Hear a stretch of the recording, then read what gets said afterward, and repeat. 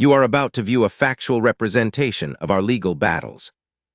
There is no commentary here, just unfiltered, unedited, and raw footage. We are taking you straight to the front lines of justice to observe the system exactly as it operates. I already showed you my ID, officer. You match the description of someone who broke into a vehicle on level 3. Step to the side. This is my car. I can show you the registration. I said turn around. Don't make this harder than it needs to be. I'm a Navy SEAL. You don't want to do this. I don't care if you're a damn war. The parking garage was quiet at 9:47 p.m. on a Friday night. The kind of quiet that settles into concrete structures after the last office workers have gone home and the downtown streets have emptied out for the weekend. Fluorescent lights flickered overhead, casting uneven pools of pale light across oil-stained concrete and painted lane markers that had faded years ago. 6 security cameras monitored the structure, mounted at strategic positions across every level, their red indicator lights blinking steadily in the dim light, recording everything in high-definition video with timestamps, accurate to the second. On this Friday night, they would capture something that would be watched millions of times, analyzed frame by frame, and ultimately played on courtroom monitors in devastating clarity. Darnell Ashford, 36, walked across the second level toward his truck, his boots echoing off the concrete in a steady rhythm. He wore jeans, a gray Henley shirt, and a watch his team had given him after his 4th deployment. Nothing flashy, nothing suspicious. Just a man walking to his vehicle after dinner with his younger sister. But Darnell wasn't just any civilian. He was a Navy SEAL with 4 combat deployments across 3 theaters of war, 14 years of active service, and a Bronze Star with Valor Device for actions in Afghanistan that remained classified. He had led extraction missions under enemy fire.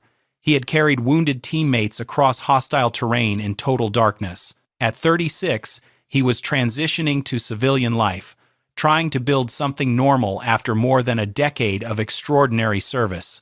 But in that parking garage, wearing civilian clothes and carrying nothing but his keys and his phone, none of that mattered. None of his sacrifice, none of his service, none of the nights he spent in combat zones protecting a country that was about to show him exactly how it treated men who looked like him.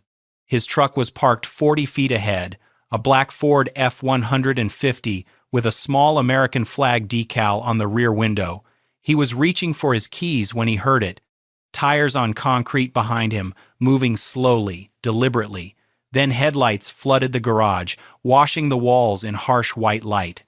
A patrol car rolled toward him with the kind of slow, predatory approach that every black man in America recognizes instinctively. The engine idled low, the headlights didn't dim, and in that moment, Darnell Ashford felt a tension he hadn't felt since his last firefight in Kandahar province. The difference was that in Kandahar, he knew the rules of engagement. Here, the rules were whatever the man behind that badge decided they were. Before we continue, where are you watching from? If this is your first time here, please hit that subscribe button. Stories like these need to be shared, and your support helps us bring more truth to light. Officer Craig Lundgren had served with the Metropolitan Police Department for 16 years, building what his supervisors described as an impressive record of proactive law enforcement. His arrest numbers were consistently among the highest in his precinct. His evaluations praised his initiative, his willingness to engage in situations where other officers might hesitate. That was the official version, the version that earned him commendations and favorable assignments. But beneath that polished record lay something his supervisors chose not to see: 8 civilian complaints over 11 years. 4 of them filed by black men alleging racial profiling, excessive force, and unlawful detention. Each complaint reviewed by Internal Affairs and dismissed with language that had become routine. Insufficient evidence to sustain the allegation, officer's account consistent with departmental policy, no independent witnesses to corroborate the complainant's version. Lundgren had learned the system. He understood that complaints without video evidence almost always died in the internal affairs process. He knew that his word as a 16-year veteran carried more weight than the word of the civilians he stopped, especially when those civilians were black men with no cameras rolling. Internal Affairs had flagged him twice. The first flag came after his 6th year when 3 complaints arrived within an 8-month period. The second came at year 12, when a lieutenant noticed that Lundgren's use of force reports disproportionately involved black males in low-traffic areas. Both investigations were opened quietly and closed even more quietly, buried under departmental bureaucracy and a union that fought every disciplinary action with ferocity. Fellow officers knew. They had seen Lundgren operate. They had heard him in the locker room making comments about certain neighborhoods and certain people that crossed lines most of them wouldn't cross out loud. But they looked the other way because his numbers made the precinct look good, because challenging a fellow officer meant becoming an outcast. Lundgren had a particular pattern. He preferred late-night stops, parking garages, parking lots, side streets with poor lighting, places where he assumed there would be fewer witnesses, fewer phones recording. He had perfected his routine over 16 years. Approach aggressively, establish dominance immediately, escalate at the first sign of anything he could interpret as resistance, then write a report that painted the picture of a dangerous suspect and a brave officer doing his duty. It had worked every single time. Until that Friday night when he pulled onto the second level and saw a large black man walking alone in the dim light. What Lundgren didn't know was that the man he was about to target had more combat experience than every officer in his precinct combined, and that 6 security cameras were recording every angle of what was about to become one of the most damning police encounters of the year. The cruiser door opened with a heavy metallic click that echoed through the concrete structure. Lundgren stepped out, leaving his headlights on, the high beams pinning Darnell's shadow against the far wall like a target. He pulled his flashlight from his belt and aimed it directly at the back of Darnell's head, the beam cutting through the dim garage like a searchlight. His other hand rested on his holster, fingers already curling around the grip of his service weapon. The security cameras on level 2 captured everything from 2 angles. One from the ceiling near the stairwell, showing the full distance between the 2 men. The other mounted above the elevator bank, capturing Lundgren's approach from the side. Both recordings showed the same thing. A police officer advancing on an unarmed man from behind with the aggression of someone responding to an armed robbery in progress rather than a man walking to his truck with his keys in his hand. "Stop right there. Don't move. Turn around slowly." Lundgren's voice bounced off the concrete walls, sharp, commanding, loud enough to echo through the entire level. The tone wasn't a request. It was a threat wrapped in authority, the voice of a man who expected immediate obedience and was already preparing for what he'd do if he didn't get it. Darnell stopped. His military training activated instantly, the way it always did under pressure, bypassing emotion and locking into protocol. De-escalate. Comply visibly. Keep your hands where they can be seen. Narrate your movements. Survive. He raised both hands slowly, palms open and facing outward at shoulder height, and turned around in a deliberate rotation that took nearly 4 full seconds. The cameras captured his face as the flashlight hit it. Calm. Controlled. The expression of a man who had stared down enemy combatants in pitch-black compounds and understood that panic got people killed.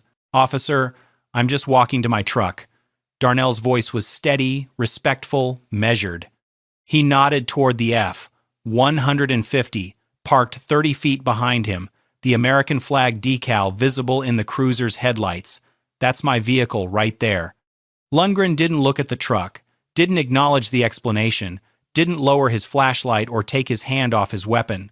The cameras recorded his eyes fixed on Darnell, scanning him up and down with a look that had nothing to do with officer safety and everything to do with the conclusions he'd already drawn, the moment he saw a large black man alone on a dim parking level at night. In Lundgren's mind, the situation was already decided. The only thing left was finding a justification. "I've had reports of vehicle break-ins in this garage." Lundgren's voice carried the rehearsed confidence of a lie he'd used dozens of times before. "I need to see some identification." The cameras captured the demand clearly, the audio sharp in the quiet structure, every word recorded with the kind of clarity that would later make defense attorneys wince. Darnell kept his hands visible, his posture non-threatening, his breathing controlled. "Of course, officer, I'm going to reach into my back pocket for my wallet. I'm reaching slowly. Just my wallet." He narrated every movement the way black men in America learned to do. not because it's taught in any school, but because it's passed down through generations of survival.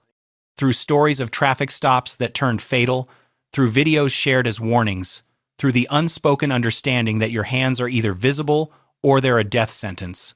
His right hand moved toward his back pocket in exaggerated slow motion, fingers extended, palm open, every inch of movement deliberate and announced. The ceiling camera captured the full picture. A man moving with the careful precision of someone defusing a bomb, doing everything in his power to appear non-threatening to a police officer who had already decided he was a threat. Lundgren interpreted that careful, deliberate movement as something else entirely, as mockery, as defiance, as a black man moving too slowly on purpose to disrespect his authority.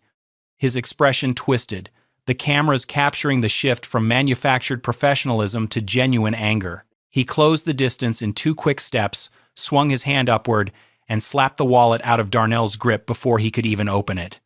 The wallet skidded across the concrete floor, spinning under a parked sedan. Then Lundgren grabbed Darnell by the front of his shirt with both hands and drove him backward with the full force of his body weight. Darnell's back hit the concrete pillar first. Then his forehead cracked against the edge as Lundgren shoved him sideways, the impact splitting the skin above his right eyebrow in a gash that immediately began streaming blood down his face and into his eye. The sound echoed through the garage, a dull, sickening crack of skull against concrete that the ceiling camera's microphone picked up with nauseating clarity. Blood ran in a dark line down Darnell's cheek, dripping onto his gray Henley, pooling in the fabric at his collar. He didn't resist, didn't swing back, didn't grab Lundgren's wrists.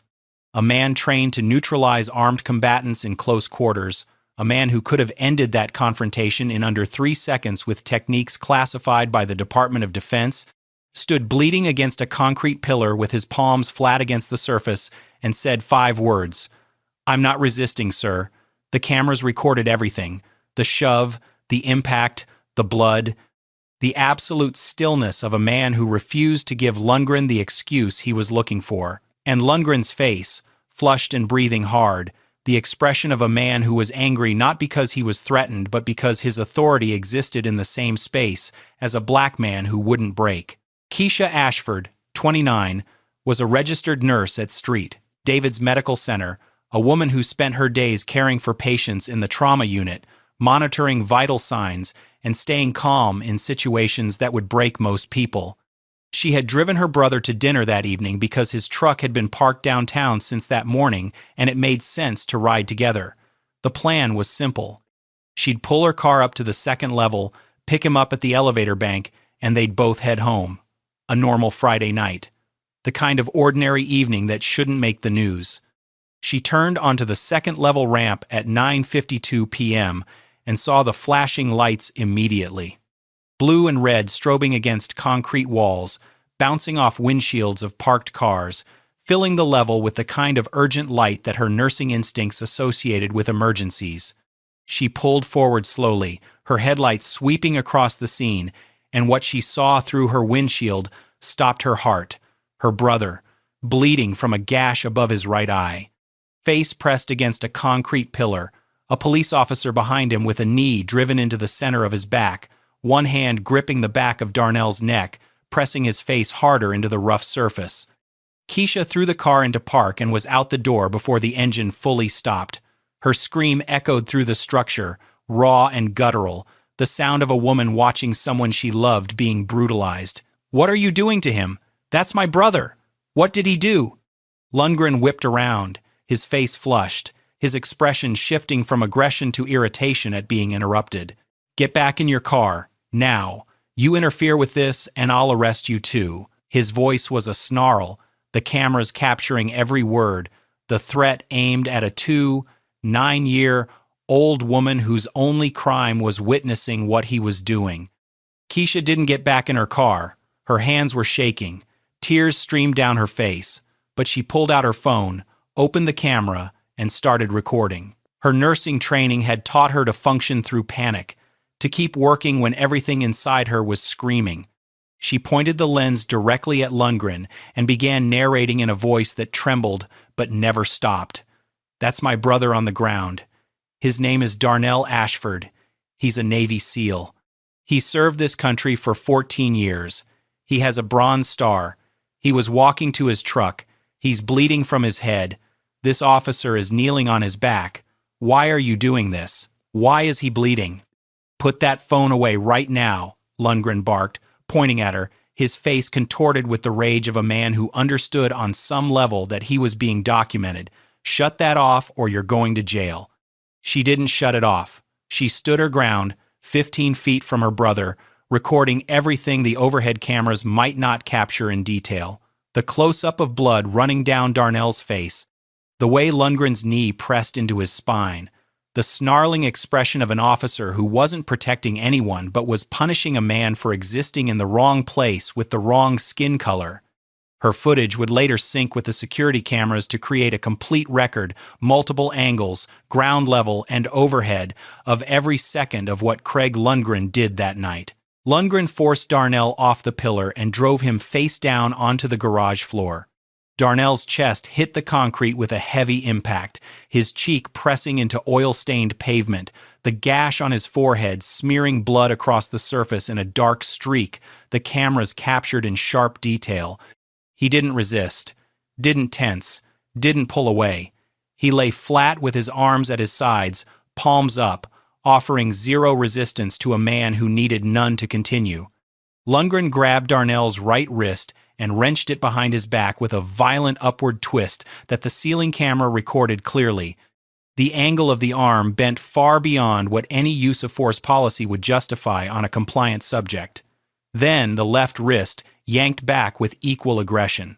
The metallic click of handcuffs echoed through the concrete structure, the sound sharp and final, bouncing off the walls and ceiling like a gunshot. Keisha's phone captured the audio clearly. The ratcheting of the cuffs tightening, then tightening further, Lundgren cranking them down until the metal bit into skin. Then he planted his knee in the center of Darnell's spine and pressed his full weight downward. Darnell's chest compressed against the concrete.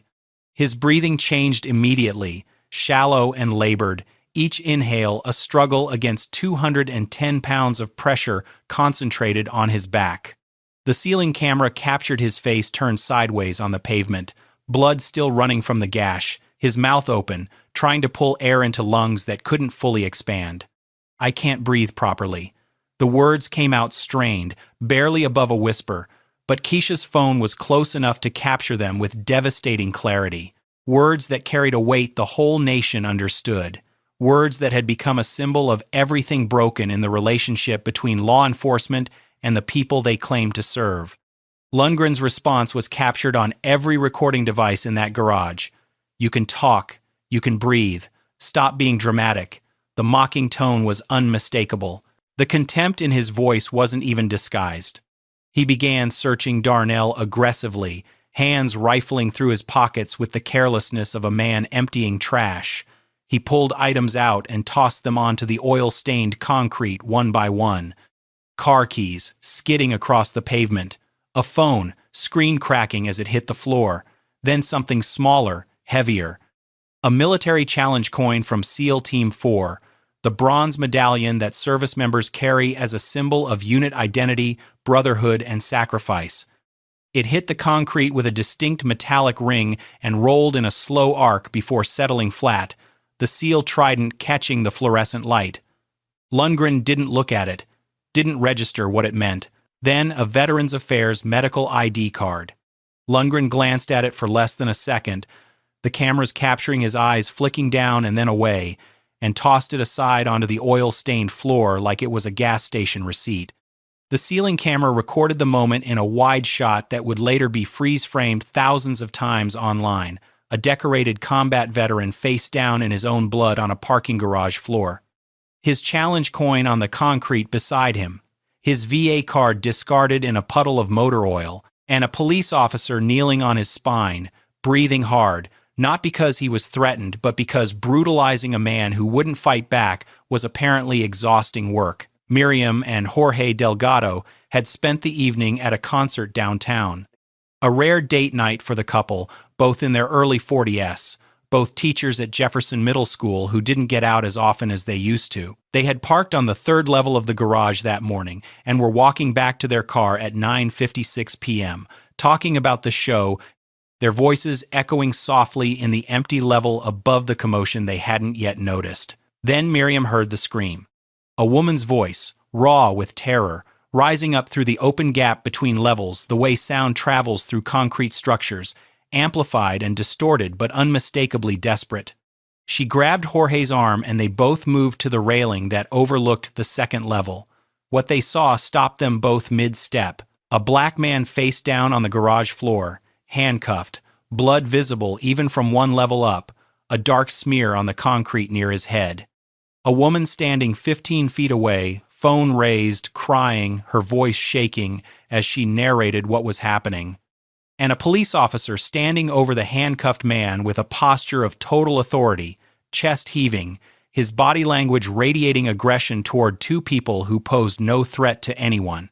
Jorge pulled out his phone immediately and started recording. His elevated angle captured something Keisha's ground-level footage couldn't. The full spatial picture of the second level, Darnell's truck parked 30 feet away in a direct line from where he'd been stopped. The cruiser behind him with its headlights still blazing, the empty lane between them showing the obvious path of a man walking in a straight line toward his own vehicle. No other cars disturbed, no broken windows, no tools or equipment that would suggest a break-in. Nothing. Just a man who had been walking to his truck and was now bleeding on the floor in handcuffs. Miriam was already dialing 911, her hands trembling as she pressed the phone to her ear. When the dispatcher answered, she spoke quickly but clearly, her teacher's voice cutting through the panic. "I'm in the downtown parking garage on 5th Street. There's a police officer assaulting a man on the second level. The man is handcuffed and bleeding. He's not resisting. The officer is being extremely aggressive. We need help here." The dispatcher paused. "Ma'am, we show an officer already on scene at that location. Is there a separate incident?" Miriam's response was captured on the 911 recording that would later be played in court. "No, you don't understand. The officer is the problem. He's the one hurting this man. We're watching it from the level above. My husband is recording. This man is bleeding from his head and he's in handcuffs and he's not moving. Please send someone else. Please." The 911 call lasted 4 minutes and 12 seconds. Every word recorded. Every description matching exactly what the security cameras and Keisha's phone had already captured. Jorge's footage, steady and elevated, providing the wide-angle context that would later prove devastating in court, showing the complete absence of any threat, any suspicious activity, any justification for what Craig Lundgren had done to a man who was simply walking to his truck. Backup arrived at 10:04 p.m., 2 patrol cars pulling onto the second level, their headlights joining Lundgren's cruiser in flooding the garage with light. The first officer out was a young patrolman who surveyed the scene with wide eyes and immediately deferred to Lundgren's authority. The second was Officer Nadine Prescott, a 1-2-year veteran with a reputation in the department for doing things by the book even when the book was inconvenient. Her body camera activated the moment she stepped out of her vehicle, and what it recorded in the first 30 seconds became some of the most important footage in the entire case. Prescott's camera captured her walking toward the scene with measured steps, her eyes moving across the garage the way a trained officer should, taking in every detail. Reading the situation before speaking, what she saw was a black man face down on the concrete in handcuffs, blood pooling beneath his forehead, motionless, compliant, his breathing shallow and labored. A young woman 15 feet away holding a phone with tears streaming down her face, still recording, and Lundgren standing over the handcuffed man, breathing hard, sweat on his forehead, his knuckles scraped raw on his right hand. The knuckles told a story all by themselves. Prescott approached Lundgren and asked the question her body camera recorded with perfect clarity. "What happened here, Craig?" Lundgren's response was immediate, rehearsed, delivered with the confidence of a man who had talked his way through incident reports for 16 years. Subject was acting suspiciously near vehicles on this level, possible connection to the break-ins we've been getting. I approached and he became combative. Had to use force to gain compliance. Prescott's camera captured her looking from Lundgren back to Darnell, motionless on the ground, hands cuffed behind his back, palms open, blood running from a gash that clearly came from impact with the concrete pillar 4 feet away, the smear of blood on its surface visible in the headlights. Then back to Lundgren, scraped knuckles, heavy breathing, the posture of a man who had exerted significant force against someone who showed zero signs of having fought back. Her expression said everything her mouth didn't. The camera captured it clearly. She didn't believe a single word. She keyed her radio immediately. Dispatch, I need medical to the downtown garage, 2nd level. I have a subject in custody with a head laceration and possible respiratory distress. Requesting paramedic response. Paramedics arrived 8 minutes later. They treated Darnell on the garage floor while he remained in handcuffs because Lundgren refused to remove them despite Prescott's request. The laceration above his right eyebrow required 7 stitches. His right shoulder was partially dislocated from the cuffing, the joint swollen, and already bruising. He had 2 bruised ribs on his left side from the sustained pressure of Lundgren's knee on his spine. All of it documented by paramedics on their medical report, captured on Prescott's body camera as she stood watching with an expression of barely concealed disgust, and photographed by Keisha, who had not stopped recording for a single second since she stepped out of her car. Her phone battery was at 11%. Her hands hadn't stopped shaking, but she kept that camera pointed at her brother and the man who had brutalized him because she understood something fundamental. The footage was the only thing standing between the truth and whatever story Craig Lundgren was going to tell. Keisha Ashford called the parking garage management company at 11:23 p.m. that same night, less than 90 minutes after paramedics had stitched her brother's forehead on the concrete floor. Her voice was hoarse from crying, but steady with the determination of a woman who understood that evidence disappeared when it was inconvenient for the people responsible. She identified herself, described what had happened, and made one request: preserve the footage. All of it. Every camera. Every angle. The call was routed to the head of security, a man named Victor Sutton, 52 years old, a former Marine who had served 2 tours in Iraq before transitioning to private sector security management. Sutton pulled up the footage on his monitors within the hour. He started with camera 4, the ceiling mount above the elevator bank that had the widest angle of the 2nd level. He watched Craig Lundgren's cruiser roll onto the level, watched the headlights flood the garage, watched Darnell Ashford stop, raise his hands, turn around slowly with his palms open, watched the flashlight aimed at his face, watched the conversation, watched the wallet get slapped away, watched Lundgren grab a compliant man by his shirt and drive him into a concrete pillar head first, watched the blood, watched a Navy SEAL with a bronze star get forced face down onto the floor and knelt on while he said he couldn't breathe. Sutton watched all 6 angles. Then he watched them again, synchronized on a split screen with matching timestamps. Then he stood up from his desk, walked to the bathroom, and was physically sick. He had seen combat. He had witnessed violence in theaters of war that most civilians couldn't imagine. But watching an American serviceman brutalized by a police officer in a parking garage while doing nothing but walking to his truck hit something in him that combat never had. He didn't wait for a supervisor's approval. He personally burned copies of all 6 camera angles to 4 separate hard drives, sealed 2 in the company's safe, handed 1 to the company's legal team with a written chain of custody memo, and locked the 4th in his own office. Then he called Keisha back and told her the footage was preserved and protected. Nobody was erasing anything, not on his watch. The footage was devastating. Synchronized timestamps across all 6 angles showed every second from Lundgren's arrival at 9:47 p.m. to Prescott's intervention at 10:04 p.m. 17 minutes of continuous high-definition recording from multiple perspectives that left zero room for interpretation, no suspicious behavior from Darnell at any point, no vehicle break-in activity, no combative movements, no aggressive gestures, no resistance of any kind. Just a man walking to his truck in a straight line, then being stopped, slammed into a pillar, thrown to the ground, handcuffed with excessive force, and knelt on while bleeding from his head. But the security cameras weren't even the most damning evidence.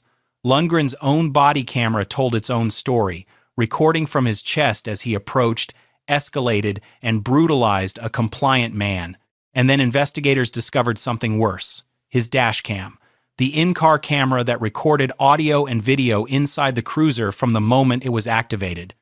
Before Lundgren opened his door, before he stepped onto the second level, the dash cam captured him sitting behind the wheel, looking through his windshield at Darnell's silhouette walking in the dim light, and muttering 6 words to himself.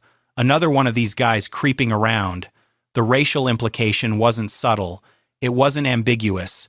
It wasn't open to interpretation. It was a man revealing exactly what motivated him before he even made contact. Keisha uploaded her phone footage to social media at 1:14 a.m. that night. By morning, it had 500,000 views. By the end of the week, 2.3 million. The comments were a flood of outrage, shared experiences, and demands for accountability that the department could not ignore. Solomon Adeyemi saw the footage on a Saturday morning, sitting at his kitchen table with a cup of coffee that went cold before he finished watching.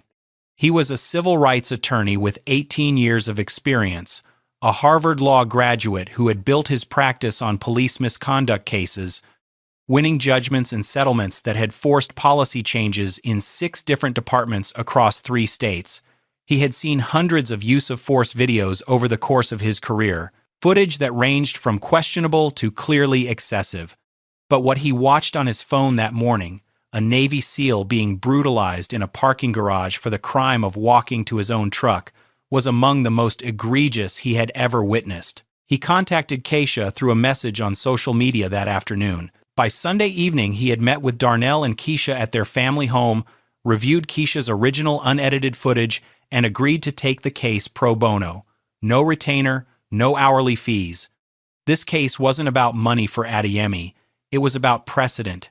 It was about accountability. It was about making sure that what those cameras recorded led to consequences that actually meant something. He filed simultaneously on Monday morning a federal civil rights complaint with the U.S. Attorney's Office and a criminal referral directly to the FBI's Civil Rights Division. The complaint cited 18 U.S.C. Section 242, deprivation of rights under color of law, a federal statute that carried a maximum sentence of 10 years when the violation involved bodily injury. The filing included Keisha's footage, the 911 recording from Miriam Delgado, and a formal request to preserve and obtain all parking garage security footage and all police department recordings, including body camera and dash cam video. The FBI opened their investigation within 72 hours. Federal agents pulled Lundgren's complete service record, every incident report, every use of force filing, every civilian complaint, every internal affairs review from 16 years on the force. What they found was a horror show documented in the department's own paperwork: 23 stops of black men in parking structures and parking lots over the previous 3 years alone. Not a single one resulting in actual criminal charges. Every report following the same pattern: suspicious behavior near vehicles. Subject became combative when approached. Force used to gain compliance. 23 times the same story. 23 black men stopped, detained, searched, and released without charges because there were never any crimes to charge them with. The 8 prior civilian complaints took on new weight under federal scrutiny. Each one described the same escalation pattern. Each one had been dismissed by Internal Affairs with identical boilerplate language. Each one represented a moment where the department had the opportunity to stop Lundgren and chose not to. Fellow officers began coming forward anonymously, speaking to federal investigators under assurances of confidentiality, describing Lundgren's behavior as an open secret in the precinct. Everyone knew. Everyone had seen it or heard about it. Nobody had reported it through official channels because the culture of the department made clear that officers who broke ranks faced consequences far more severe than officers who broke the law. The police union deployed its standard defense. Lundgren was a decorated officer acting within the scope of his duties. The stop was justified based on reported vehicle break-ins. The use of force was proportional to the perceived threat, but the footage was too damning for the usual playbook. The dash cam audio alone, another one of these guys creeping around, destroyed any argument that the stop was motivated by anything other than race. The chief of police, facing national media coverage that showed no signs of diminishing and public pressure that intensified with every news cycle, suspended Craig Lundgren without pay 9 days after the incident. It was the first meaningful discipline of his 6-year career, and it was only the beginning. The federal indictment came down 4 months after the incident. 2 counts of deprivation of rights under color of law under 18 U.S.C. Section 242, 1 count of assault under color of authority. Craig Lundgren was arrested at his home by FBI agents who put him in the same handcuffs he had used on dozens of men whose only crime was being black in his presence. The trial lasted 3 weeks. The prosecution opened with the footage. All 6 parking garage camera angles played simultaneously on a massive split-screen display, synchronized to the second. The jury watched Darnell walk across the second level toward his truck, reach for his keys, and then watched Lundgren destroy his evening, his body, and his dignity in 11 minutes of uninterrupted high-definition footage. The wallet slapped away, the skull driven into concrete, the blood, the knee on the spine. I can't breathe properly. Stop being dramatic. The challenge coin rolling across oil-stained concrete. Every moment captured from 6 angles and 1 phone held by a woman whose hands never stopped shaking. Darnell testified for 4 hours. His service, 4 deployments, the brothers he lost overseas, the funerals where he folded flags, and then that Friday night, the headlights, the flashlight. The moment his forehead hit the pillar and everything went white. I have been in firefights where I genuinely believed I was going to die, he told the jury. And the most afraid I have ever been in my life was lying on that garage floor with a police officer's knee on my back. Because in combat, I knew the rules. In that garage, there were no rules. There was just him. Keisha testified through tears. The Delgados described what they witnessed from the level above. Officer Prescott took the stand and told the courtroom what her body camera had already shown on her face. I knew he was lying. I've been on this job for 12 years, and I knew within 30 seconds that what Officer Lundgren described did not happen. The defense argued protocol. Lawful stop. Non-compliance justified escalation. Standard playbook. Then the prosecution played the dashcam audio. Lundgren's face behind the windshield, looking at Darnell's silhouette. Another one of these guys creeping around. The courtroom went silent. Not polite quiet, absolute silence. 12 jurors understanding in 6 words exactly what motivated everything that followed. The jury deliberated for 1 day and 4 hours, guilty on all counts. Lundgren was sentenced to 5 years and 4 months in federal prison. The judge was direct. You swore an oath to protect the public, and you used that oath as a weapon against the very people you were supposed to serve. He was remanded into custody immediately. He did not look at Darnell as he was led from the courtroom. The civil lawsuit settled for $4.7 million, plus sweeping departmental reforms that went further than any the department had agreed to in its history. Mandatory de-escalation training with annual recertification, independent civilian review of all stops in parking structures and low-visibility environments, a civilian oversight board with full subpoena power, quarterly public reporting on use-of-force demographics broken down by race, location, and outcome, complete overhaul of the internal affairs process with mandatory external review of racial profiling complaints, zero tolerance for failing to activate body cameras, court-enforceable mandates with a federal monitor appointed for 5 years. A $600,000 compensation fund was established for Lundgren's previous victims. The 23 black men he had stopped in parking structures over 3 years, detained, searched, humiliated, and released without charges, were contacted through a dedicated outreach program to receive restitution and counseling. Darnell used a portion of his settlement to establish the Ashford Veterans Justice Initiative, providing free legal representation to veterans who face police misconduct after serving their country. Black and brown veterans experienced disproportionately higher rates of hostile police encounters despite their service. The initiative partnered with veteran organizations and civil rights firms across 11 states in its first year, taking on 34 cases. Keisha's footage became required viewing in police academies nationwide, a case study in what unlawful force looks like, what a compliant subject looks like, and what happens when officers allow bias to override their oath. Victor Sutton, the former Marine who preserved the garage footage, mounted a small bronze plaque on the pillar where Darnell bled. 5 words: "Rights don't end where concrete begins." Lundgren served his sentence, maintaining he'd done nothing wrong, never apologized, never acknowledged what 6 cameras and a dash cam recorded. His name became synonymous with the brutality that thrives where officers assume no one is watching. But someone was always watching. 6 cameras, a sister with a phone, a couple on the level above, a former Marine who refused to let the truth be erased, and a Navy SEAL who survived combat across 3 theaters of war only to face the fight of his life in an American parking garage 40 feet from his own truck with an American flag decal on the rear window. If you believe veterans who serve this country deserve to come home to a nation that respects their rights, that officers who assault civilians based on race deserve federal prison, and that cameras can be the difference between justice and another buried complaint, subscribe and turn on notifications. Tomorrow, we have another story that proves the truth doesn't stay hidden when ordinary people refuse to look away. This case was disturbing, but the one on the right ends in a way no one expects. Welcome. Our objective is clear: to pursue the truth and hold established power to account. We follow the paper trail because the official records never lie. Thank you for watching and seeking the facts with us.